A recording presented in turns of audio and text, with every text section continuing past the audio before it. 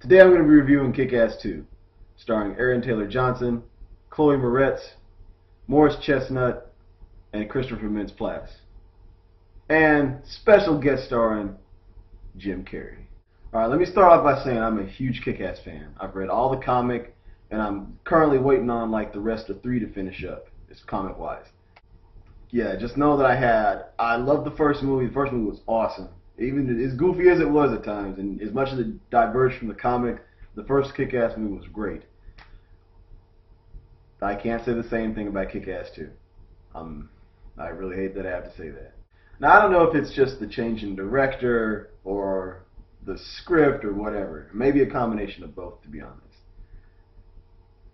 But Kick-Ass 2, while not a bad movie, it really isn't. It's not the great romp that the first one was, man. Like, there's so much that was in the first one that made it awesome that is missing here.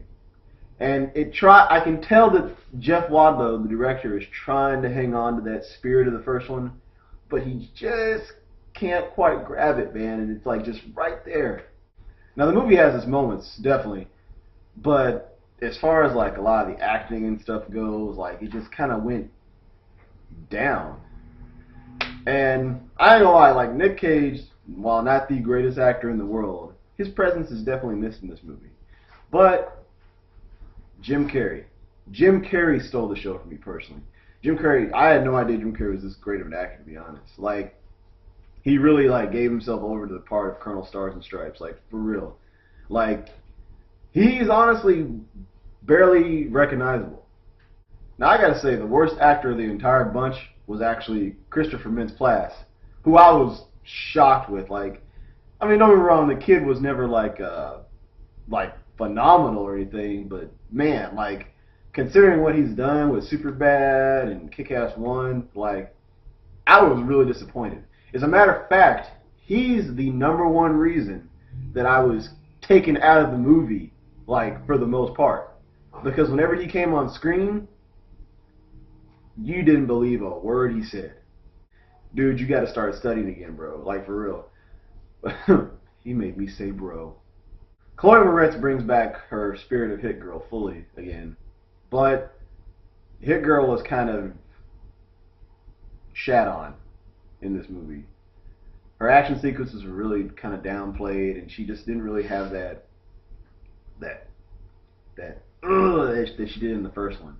And yeah, in this movie, without giving away anything, she's kind of on a hiatus. But even when she does fight, she doesn't have that crazy, like, little girl or teenager in this movie, like, thing. Because the whole point of the Kick-Ass series is about regular people who have trained to do extraordinary things, basically. But she's not given any type of justice as to how much ass she can kick, if you will. No pun really intended. As far as Aaron Taylor Johnson goes, who's Kick-Ass, or Dave Lazowski, the kid's pretty much the same, man. Like, he hasn't really done anything. He doesn't really add anything more to the character in this movie at all. Yeah, that's kind of all I got to say about him. Sorry.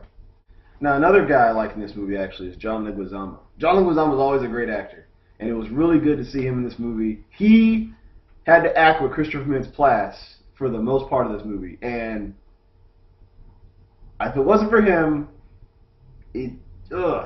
I don't walk out of movie theaters. I don't. I don't. I think that's honestly, you know, I mean, I pay for it and all, but at the same time, I kind of feel like it's a little rude. But if it wasn't for him, I would have gotten more of an urge to walk out the movie theater. So thankfully, he was there when Christopher Mintz-Plasse was on screen to save him and to save every scene they were in. And I'm serious. Like, some people might disagree with me. That's fine. That's their opinion. But to me, the kid was just that bad in this movie. And John Leguizamo, yeah, old Luigi from Mario Brothers, but also a great actor in many other movies, Summer of Sam especially. Yeah, he saved every scene that they were in together. Now, as far as the movie's overall pacing and like direction of action sequences, I felt that the movie was it was Kick-Ass 1 is like here. Kick-Ass 2 is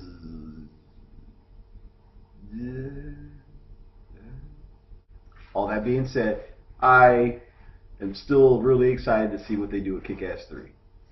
If you read the comics, you know what's happened and you know what's sort of coming. Even though the movies they diverge from that plot line for the most part, they do keep a lot of the key things that happen. So I'm pretty excited to see where Kick-Ass 3 goes. Alright guys, that's it for my review of Kick-Ass 2. As always, please subscribe to my channel. And I'll have a couple of things on Facebook and Instagram for you guys to look at. I'm also considering getting a Twitter. So as always, keep watching, and thank you guys so much once again. Adios.